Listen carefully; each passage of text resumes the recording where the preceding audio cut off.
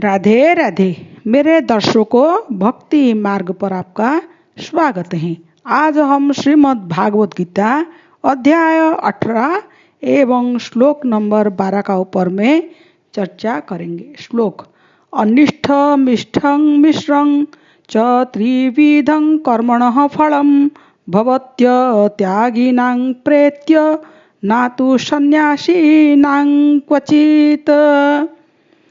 इस श्लोक में हम जाना है कि कर्म तीन प्रकार के होते हैं। एक है क्रियमाण कर्म, वर्तमान का जो कर्म है उसको क्रियमाण कर्म कहते हैं। जैसे हम आज कुछ कमाया है, आज उस खर्च को, पैसा को हम खाएंगे, पिएंगे, उपभोग करेंगे, उसको क्रियमाण कर्म कहते हैं। संचित कर्म मतलब पहले आपका जो संचय रखा हुआ है, जैसे आप कोई मुश्किल में है, आपका आर्थिक स्थिति अच्छा नहीं है, तो आपका संचय किया हुआ धन को आप खा सकते हैं और व्यवहार में ला सकते हैं। इसी प्रकार कर्म का भी संचित कर्म होता है, उसको इस जन्म में भोगना पड़ता है। और प्रारब्ध कर्म जो है ये बहुत जन्म का पुण्य और पाप जमा होकर रहता है, उसको भी भोगना पड़ता है, उसको प्रारब्ध कर्म कहते हैं। ऐसे तो सबको पता है आत्मा का कभी मृत्यु नहीं होता है। आत्मा को बार बार विभिन्न योनि में जन्म लेना पड़ता है जब तक उसका मोक्ष नहीं हो जाता।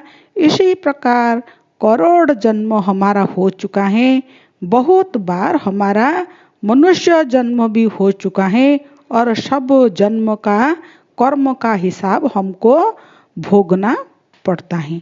तो कर्म का फल तीन प्रकार माध्यम से हमको भोगना पड़ता है। मैंने बताया है, एक है क्रियमाण कर्म, एक संचित कर्म, और तीसरा नंबर पर है प्रारब्ध कर्म।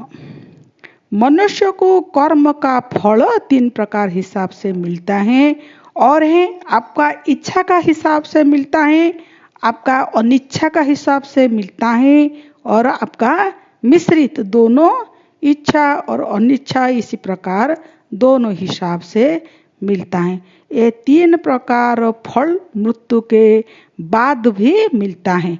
मनुष्य जो चाहता है उसको इष्ट कर्म फल कहते हैं, जो नहीं चाहता है उसको अनिष्ट कर्म फल कहते हैं। वो जो दोनों का मिश्रण से बनता है उसको मिश्रित कर्म फल कहते हैं। अभी हम ये तीनों कर्म फल को और विस्तार से आगे का वीडियो में चर्चा करेंगे। आप जरूर उसका साथ में जुड़े रहें, और ये वीडियो को सब्सक्राइब करिए और लाइक करिए और शेयर करिए। बहुत बहुत धन्यवाद। राधे राधे।